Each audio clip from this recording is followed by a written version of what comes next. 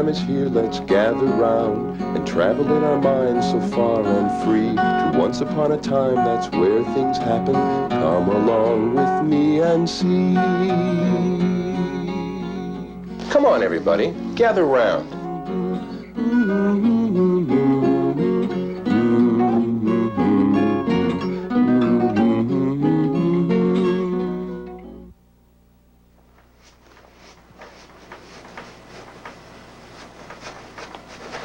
I can remember one time when I was a little boy on one of my birthdays, I got the neatest toy in the world.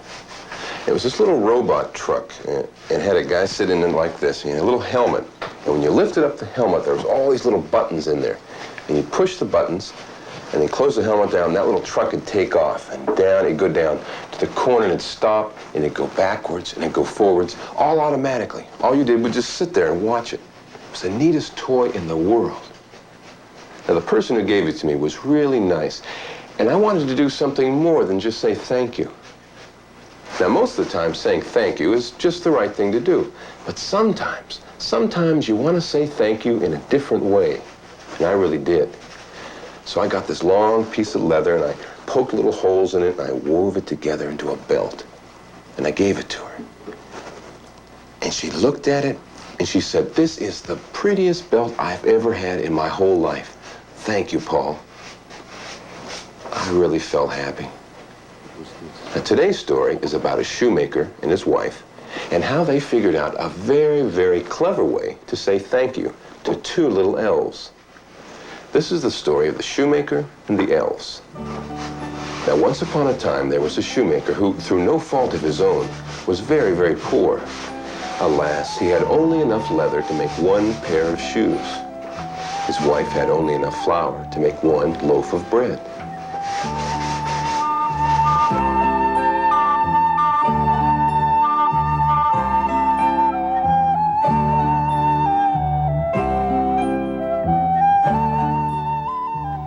Well, that night the shoemaker cut out his leather so that he might begin work on the shoes in the morning.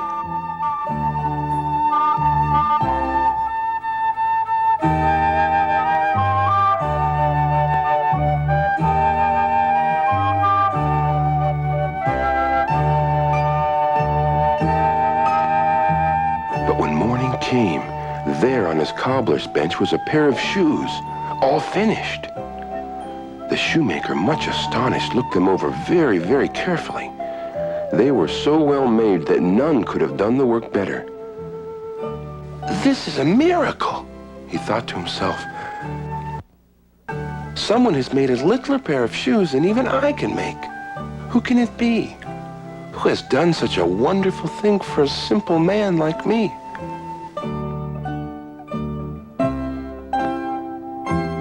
Later that day, a customer came into the shop. He was a big man, and he looked very rich. "Oh dear," said the shoemaker to himself, "I wish I had cut out a large-size shoe. But how can one guess the right size to make if you only have one pair of shoes to sell? I'm afraid I'll have to disappoint this gentleman." And out loud he said, "Can I help you, sir?" "Why, yes, I'd like a pair of shoes." He picked up the one pair of shoes from the bench and looked them over, obviously pleased. "Now these, if they were a little larger, are just what I have in mind." "I'm sorry, but those are the only ones, sir." "Well, let's see something in another style, then." Please understand, sir, these are the only shoes in the shop." The gentleman was about to put the shoes down, but he looked at them again. "On second thought, these shoes do not appear as small as I first thought. Let me try them on." Now, the shoemaker, from long experience, knew that he had not cut out the leather for shoes large enough to fit this man. "But he looks like the kind who will have to see for himself," thought the shoemaker. So he let the man try on the shoes, and miraculously, they fit perfectly. The customer was so pleased that he paid more than the usual price for them. Now the shoemaker could buy enough leather to make two pair of shoes, and his wife could buy a bit of sausage to go with their loaf of bread. The next night, the shoemaker cut out the leather for the two pair of shoes. And when he went to finish them in the morning, there they were, all completed again, and a finer piece of work he had never seen. Later in the day, 2 customers came in, a lady and a gentleman. "Oh, no, I have a lady's and a gentleman's shoes, but this time I cut them out too large. They'll be too big for these people, I'm sure." However, he remembered how well the last pair had fit in spite of his very educated guess that they wouldn't. So he went up to his customers with confidence. He showed them the shoes, and they were delighted with them. Just what they wanted. But weren't they a little large?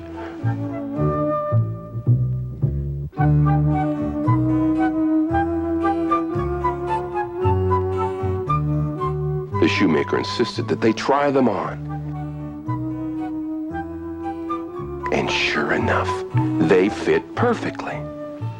Both customers were so pleased with the shoes that they paid a larger price than usual. The shoemaker was now able to buy enough leather to make 4 pairs of shoes. And his wife bought a little tidbit to go with their loaf and sausage. And so it went on, from day to day. Each night the shoemaker and his wife put out the leather. And each morning there were more beautifully finished shoes. Soon everyone in the village was talking about the shoes, how fine the stitching was, and how very comfortable they felt. Of course, the shoemaker and his wife were very curious about who could be making these magic shoes in the night. But for a while, they feared their luck would change if they tried to find out. "It's like having a wonderful dream," said the wife. "You're always afraid to move because you might wake up and then the dream would stop." She tried to remember all the people she'd been kind to in the past. If someone could be repaying her kindness by making the marvelous shoes. She thought and thought, but she could think of no one that wonderful. At last, the shoemaker's wife said, "We must find out who's being so kind to us, at least so we can thank them." Yes, you're right. Let's hide in the next room and look through the keyhole to see what neighbor has been helping us so kindly." So they hid behind the door, and the shoemaker looked through the keyhole, and the shoemaker's wife looked through a little crack in the door.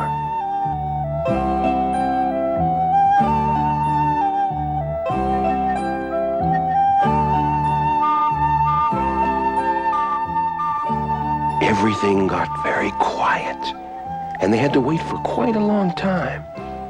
The shoemaker's wife got a stiff neck, and the shoemaker got a crick in his back. But they continued to wait until... Shh! I think I see something. What? I don't see anything at all. There, by the bench. Look, it's just a faint glow. It's something very small. It's no taller than the candle. If you look closely, you can make out a face and some hands. You can almost see through them. Look now, the hands. They're holding some of the leather. Oh, I'm beginning to see him too. He has a darling face. He looks happy. Surely this wee boy could not be the one who's been making the shoes.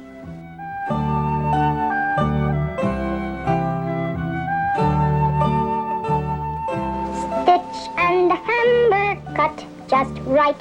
Stitch and hammer house just right. Stitch and hammer house just right. Stitch and hammer house just right. Stitch and hammer house tonight. Stitch and hammer house just right. Lucky is this house tonight.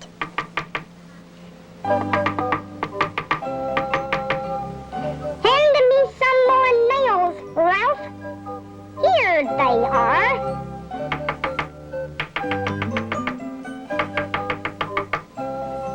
Did they sell all the shoes that we made last night? Yes, they did.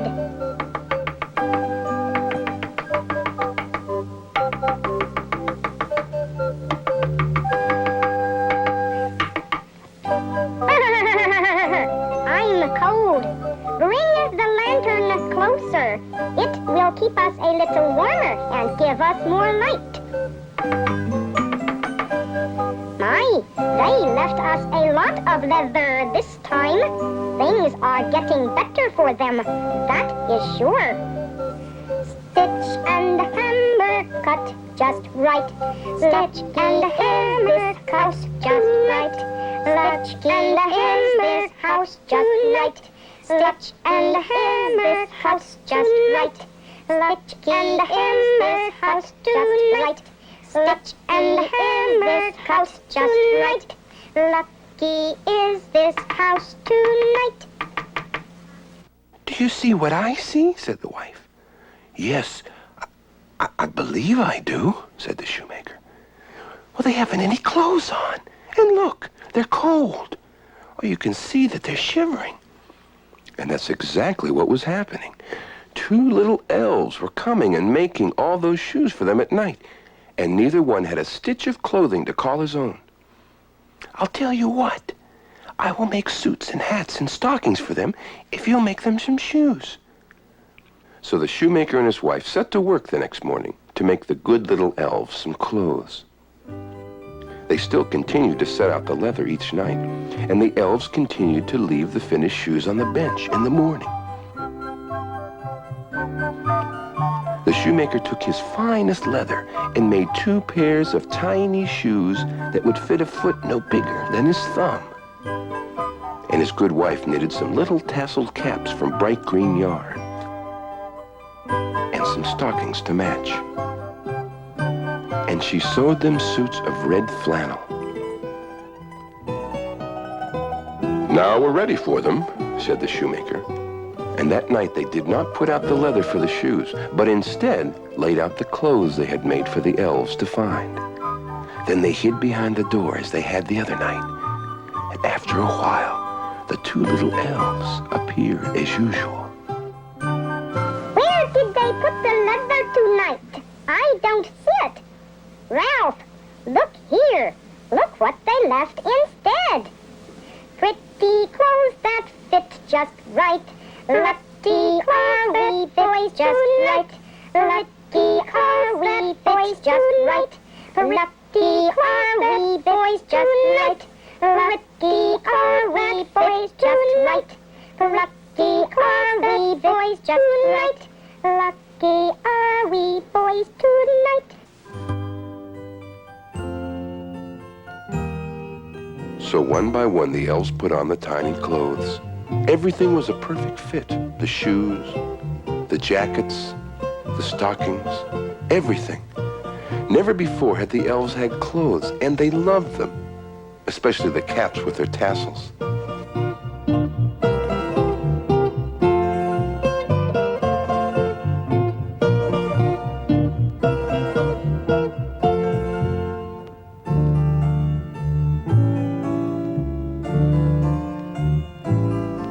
And they skipped out the window, gay and warm, and were never seen again. But the shoemaker and his good wife continued to prosper to this day. They always have some tidbit beside the loaf and the sausage, and on their hearth a warm fire snaps cheerily.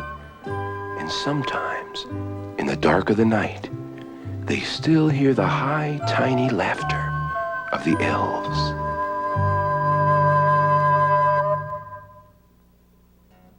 Story time is done, and so goodbye, until it's time to gather round again. It's kind of hard to wait, but we will try, and hope that we will see you then.